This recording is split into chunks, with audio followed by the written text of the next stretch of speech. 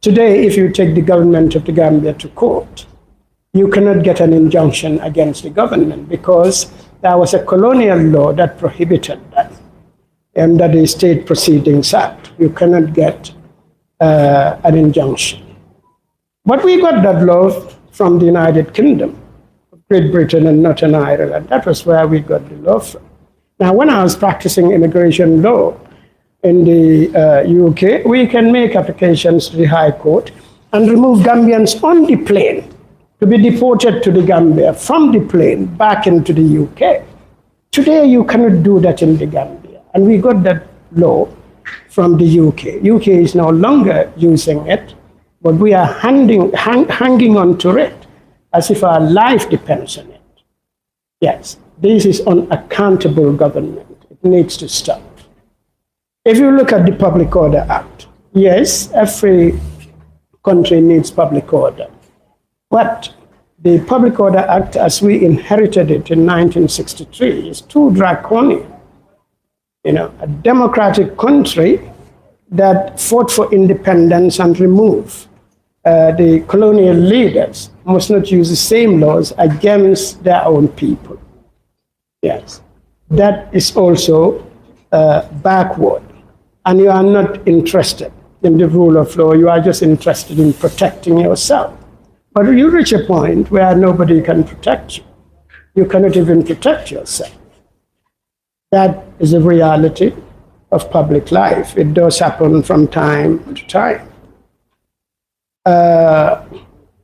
Even granting the plausibility that is of the contention that systemic constitutional reform was impossible to 2016, and it was impossible.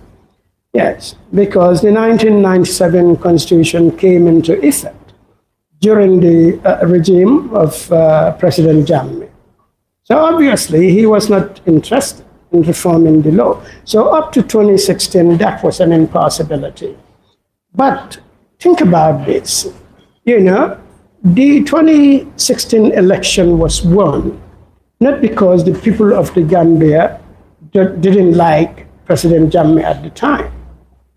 The president was an equal opportunity tyrant. So what happens? You don't care if somebody is your friend or your enemy. As convenience dictates to you, you punish people. So 2016, everybody, friend or foe, was in danger. So they don't want the government anymore. That was the only reason we were able to get rid of it.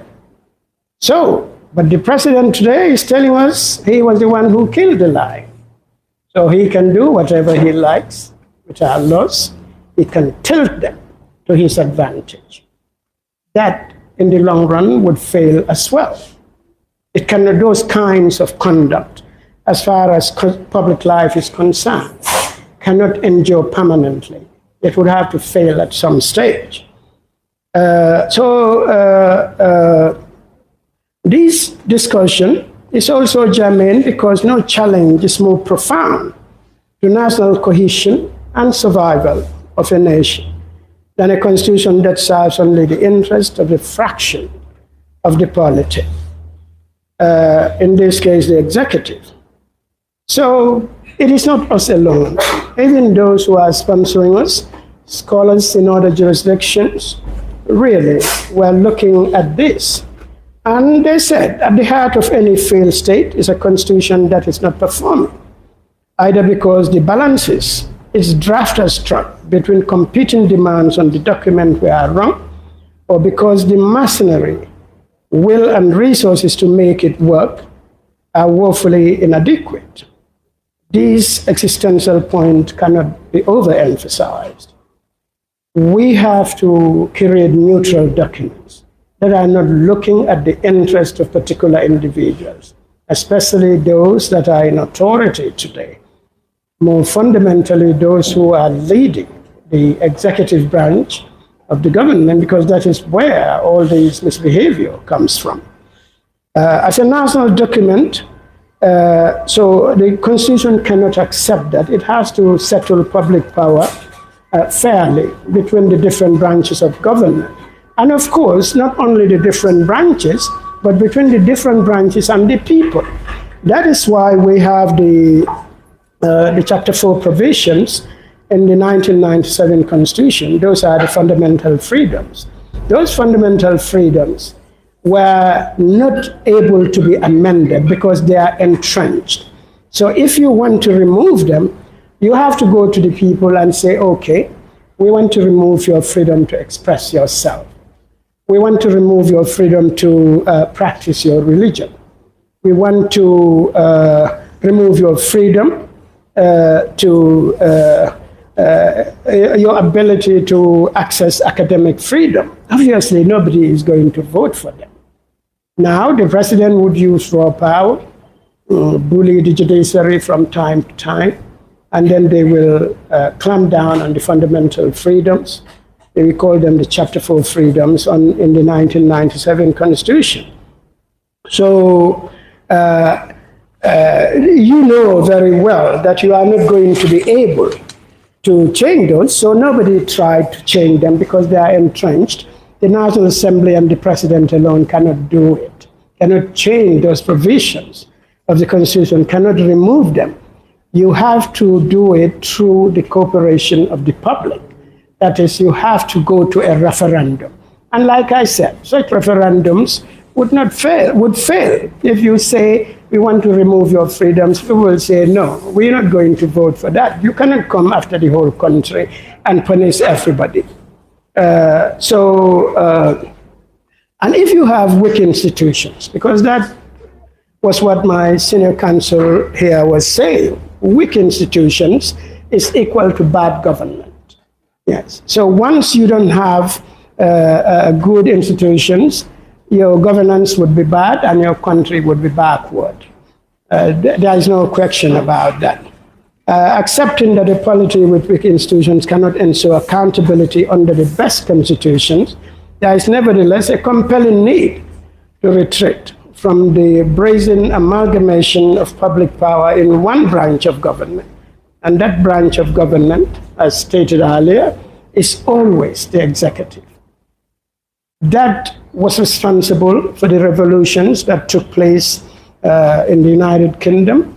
Those revolutions were responsible for the changes that took place in France in the 1900s. Those revolutions were the ones that also took place in the United States of America, culminating in the 1789 Constitution of the US. A small document that ensures that governments, presidents in particular, because it's always the executive, stay within the boundaries of their authority. And if you don't, you are taken to court, and the Supreme Court will rule. The Supreme Court, routinely invalidates legislation that conflicts with the Constitution, because that couldn't take place. Even where the call for a properly balanced Constitution is heeded, the recognition must nevertheless remain that no matter how beautifully crafted and appropriately balanced, law has no capacity for self-implementation. It relies on the responsiveness of a political system to the rule of law, both as abstract doctrine and a reliable instrument of practical governance. So again, scholars have been looking at these things. They said worldwide constitutional setups are in a state of flux. As states across Middle East, Africa, and Asia look for successor arrangements to dictatorship, minority rule or anarchy, the pressure on new constitution to provide a stability that can be hardwired into the foundations of the state are immense, because it is in the interest of the people to ensure that you have constitutions that are responsive to the needs of the people, to the survival of a country. If anarchy, not from you and I, but from the dictatorial government continues, it will collapse eventually by violence. And of course, that is not to the interest of anybody, but ultimately it will collapse. That is just the nature of human affairs. So in the Gambia, the constitution is devoid of serious beauty, due mainly to the apparent absence of any real intention to ground the polity in objectively verifiable rule of law. This may be attributable to the fact that the political midwives of the Constitution, those who would assist a woman give birth. So in this case, if you talk about that in the context of our Constitution, we are simply saying the political midwives was the government in power in 1996, 1997 that brought the Constitution to fruition. Yeah, they were interested. They had absolute power. They were interested, and they wielded the veto. So if you don't want it, it wouldn't be there. Not knowing that you are digging, your own destruction ultimately, because that is what will happen. Yes. So this failure to adhere to the rule of law really is not in the interest of, particularly of those who are in government. Yes. So what this means is that the 1997 Constitution is a document that has immense potential for violence. Yeah, if you want to be violent, you can really be violent using the law itself, the Constitution. A crisis, any crisis in governance, is therefore only solvable via the agency of raw power. So instead of adhering to the law, you use your power, you use your NIA, you use your police, you use your military, and then you threaten people and detain them unlawfully. Once you do that once, twice, three times, there is still an underground resistance. But really, a lot of people would be very careful. It's like the Mandinka proverb. Your mother, your father would probably tell you, why don't you leave this government to do what it wants? Yeah. So it does not work for anybody. Now we are talking about the draft constitution and the consolidation of the rule of law in the Gambia.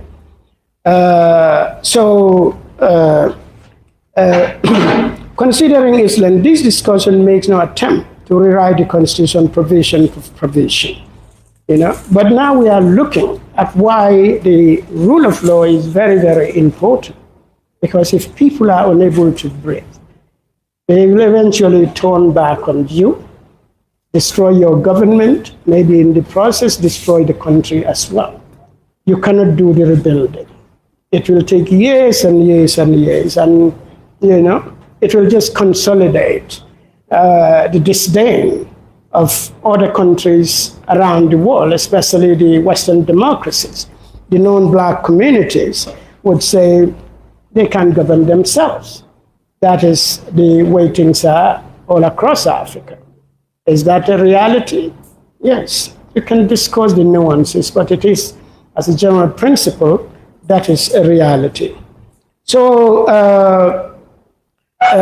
consequently, the focus is on the basic ingredients that must go into a modern democratic constitution to pass the crucial test of separated power. Power has to be separated, otherwise there cannot be any rule of law. The demand of the separation of power, public power is premised on the need to ensure liberty of the person. This was what some of the key proponents of the American Federal Constitution in 1788, before the coming of the 1789 Constitution. America, of course, they debate everything. Yeah. So during those debates in the year to 1789, so that is 1788, some of the public intellectuals, the key public intellectuals of the era, and of course, these were James Madison. They wrote the Federalist Papers. They don't want a segmented America. They want an America that is a federalist state with a lot of power that can, because the era, obviously the colonial powers of Europe were still very active in the Americas, and America was a young republic at the time. So they need to protect themselves. So in the Federalist Papers, the likes of James Madison contended that the accumulation of all powers, legislative, executive, and judiciary, in the same hands, whether of one, a few, or many, and whether hereditary, self-appointed, or elective, may justly be pronounced the very definition of tyranny. Tyranny is dictatorship, controlling the public space as if it belongs to you, when in actual fact, that is not the case. So according to Madison, relying on Montesquieu, Montesquieu, of course, was a French politician himself, and philosopher. They said the separation of powers is the preservation of liberty, and it requires that the three great departments of power should be separate and distinct. The proposition that no society can begin to approach completeness in the absence of explicit rules which are understood by and applicable to all without distinction is unassailable. People need to know the law, and the law must be applicable to everybody, because without that, the country cannot go anywhere. People will be tired and they will rebel against your government, and that is not good for the public life. For those in this hall who remember 1981, the destruction in the Gambia was unbelievable. Yeah, and that was just over a period of 4 or 5 days. Yes. So I was working at Radio Gambia at the time, so when it happened, Radio Gambia was attacked. They said people like us were all killed. So obviously, you could imagine the relief when I went back to Gunjur, in one of the military trucks. When the conflict was even raging, the Senegalese soldiers were here. I guess I could have escaped Radio Gambia and then put myself in trouble by traveling from Sukuta to Gunjur in the dead of night with rains. Rain was all over the place during those July days, from the 28th all the way to the early August. The rains were ferocious. Yeah. So the proposition, so this is what we have to do. There is compelling truth to the contention that no society can meaningfully endure in a climate where lawlessness pervades the spirit of its public life.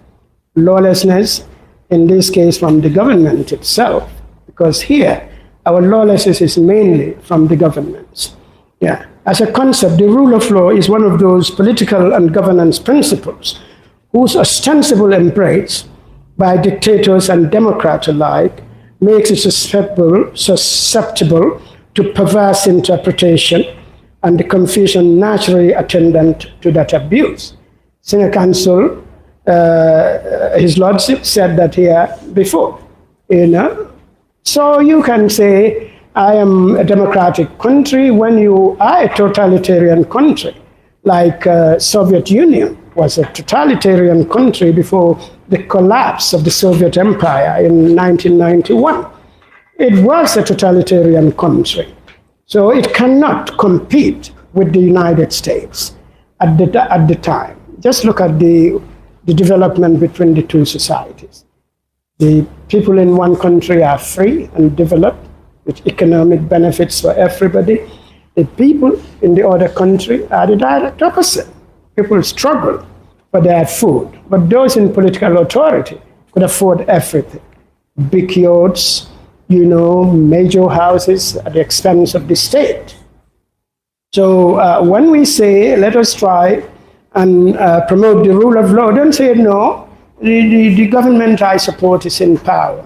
Governments are temporary. They come and go. The country, the Republic of the Gambia, remains.